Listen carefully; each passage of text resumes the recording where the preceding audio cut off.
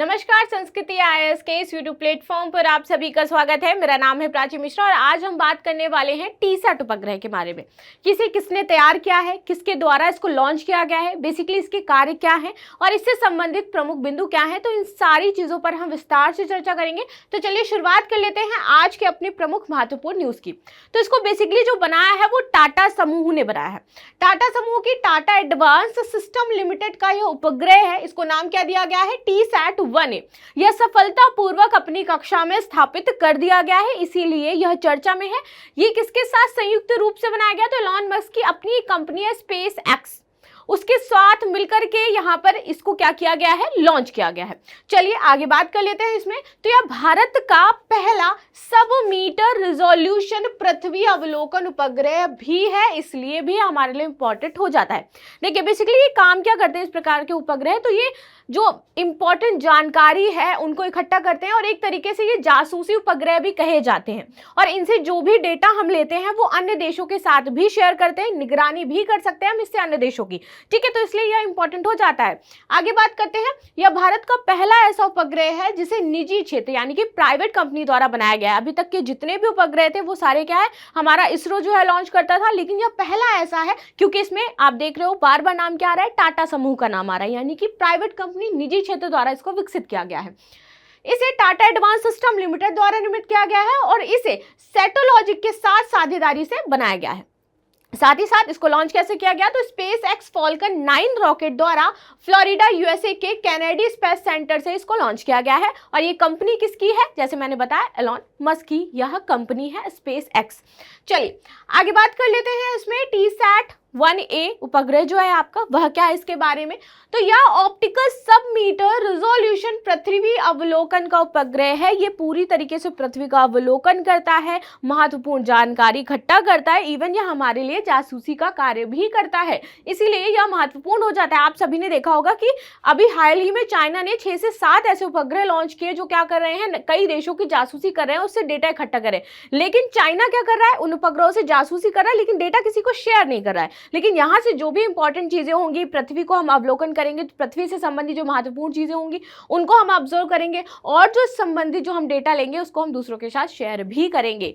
ठीक है, चलिए आगे बात कर लेते हैं इसमें। टीसैट 1A की विशेषताएं क्या है? तो यह अपनी उच्च रिजोल्यूशन क्षमता, क्योंकि इसकी रिजोल्यूशन क्षमता क्या है? काफी हाई है, इसलिए इससे जो भी इमेज आएंगी वो बहुत ही क्लियर होंगी। ठीक है, और तेज डेटा वितरण के साथ उपग्रह इमेजिंग में सुधार करेगा। इसके वजन की यदि मैं बात करूं तो 50 किलोग्राम का यह उपग्रह हो जाता है और ये पृथ्वी की निचली कक्षा में स्थापित किया गया है। तो पृथ्वी का निचला जो ऑर्बिटर है वहां पर ये स्थापित हुआ है।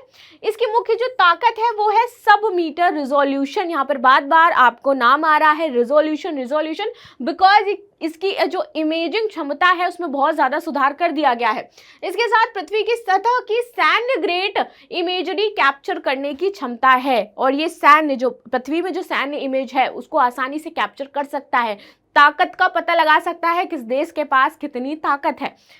यह मल्टी स्पेक्ट्रल और हाइपर स्पेक्ट्रल दोनों इमेजिंग क्षमताओं से लैस है। ये मल्टी स्पेक्ट्रल इमेज भी कैप्चर करेगा, यानी कि जहां पर बहुत सारे लोग खड़े हैं तो हर एक को ये पॉइंट आउट करेगा और सबकी इमेज यहां पर एकदम क्लियर आपको देखने को मिलेगी। और ये हाइपर स्पेक्ट्रल जो है वो भी है, आपको एकदम क्लियर इमेज यहां पर देखने को मिलेगी।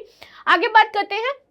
यह तकनीक इसको विद्युत चुंबकीय स्पेक्ट्रम के भीतर तरंगदैर्ध्य की एक विस्तृत श्रृंखला में डेटा एकत्र करने की अनुमति देता है, जो भूमि, पानी और विभिन्न प्राकृतिक संसाधनों की गहरी और अधिक सूक्ष्म समझ प्रदान करेगा। हम पानी की बहुत अच्छी इमेज ले सकते हैं, सूक्ष्म इमेज ले सकते हैं, बहुत ही डिटेल में जाकर के हम वहां पर स्टडी कर सकते हैं। विभिन्न जितने भी प्राकृतिक संसाधन हैं इनकी हम इमेजेस कैप्चर कर सकते हैं। क्लियर एक होता है ना, क्रिस्टल क्लियर, वो इस प्रकार का कार्य करेगा।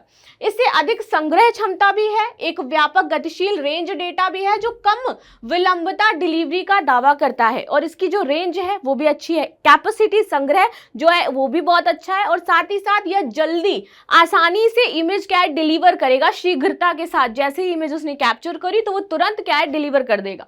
इसका उपयोग भारतीय रक्षा बलों द्वारा विवेकपूर्ण जानकारी इकट्ठा करने, जिसको मैं बार बार कह रही हूँ कि एक तरीके से जासूसी करने, ऐसे संबंधित जो पानी, भूमि और प्राकृतिक संसाधन है या कोई मिलिट्री फोर्स है उसकी हमें लेनी है कि किसके पास कितनी ताकत है, तो इसकी विवेकपूर्ण जानकारी इकट्ठा करने के प्रयोग किया जाएगा। यह जानकारी मित्र देशों के साथ भी साझा करी जाएगी, जो हमारी क्या है, मित्र देश है, सिर्फ उनके साथ।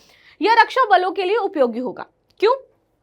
क्योंकि यह तैयारी में एक नई दिशा देगा, साथ ही साथ इसकी प्रक्रिया क्षमता को बढ़ा सकती है और राजनीतिक निर्णय है इससे लेने की हमारी क्षमता बनेगी। ऑफ कोर्स कैसे बनेगी? जब हम किसी देश को देख रहे हैं कि हाँ वो ये फोर्सेस तैयार कर रहा है, वो ये रॉकेट बना रहा है, या फिर इसने कुछ इस क्षेत्र में अच्छा कार्य किया है, इस पानी के क्षेत्र में, भूमि के क्षेत्र में अच्छा कार्य कर रहा है, रणनीतिक निर्णय हम इससे अच्छी तरीके से ले पाएंगे, क्योंकि उनके अंदर की जो डिटेल्स हैं उस कंट्री की वो हमें मालूम होगी। इसलिए आगे बात कर लेते हैं इसमें हम किसकी, टाटा एडवांस सिस्टम लिमिटेड की। बेसिकली इसकी स्थापना 2007 में हुई थी, 7, ठीक है, और इसका मुख्यालय जो हो जाता है वो नई दिल्ली में हो जाता है। Tata advance system limited Tata sons and Boeing company America का एक संयुक्त उद्यम है और TASL टाटा समूह की रणनीतिक एरोस्पेस रक्षा का यह शाखा हो जाता है। यह एरोस्पेस और रक्षा समाधान के लिए देश की अग्रणी निजी कंपनियों में से एक है। आगे बात कर लेते हैं अंत में कि प्रश्न क्या है, तो TSAT-1A के संदर्भ में निम्नलिखित कथनों पर विचार कीजिए। यह भारत का पहला ऐसा उपग्रह है जिसे निजी क्षेत्र द्वारा विकसित किया गया है। दूसरा, इसकी जानकारी मित्र देशों के साथ साझा नहीं करी जाएगी। उपयुक्त में से कौन से कथन सही है? केवल एक, केवल दो, एक और दो, ना तो एक और ना ही दो। तो आप सभी इसको आराम से क्वेश्चन को पढ़ लीजिए और कमेंट में मुझे इसका आंसर जरूर दीजिएगा। तो मिलते हैं नेक्स्ट क्लास में, तब तक के लिए धन्यवाद। लाइक शेयर सब्सक्राइब करना बिल्कुल भी ना भूलें।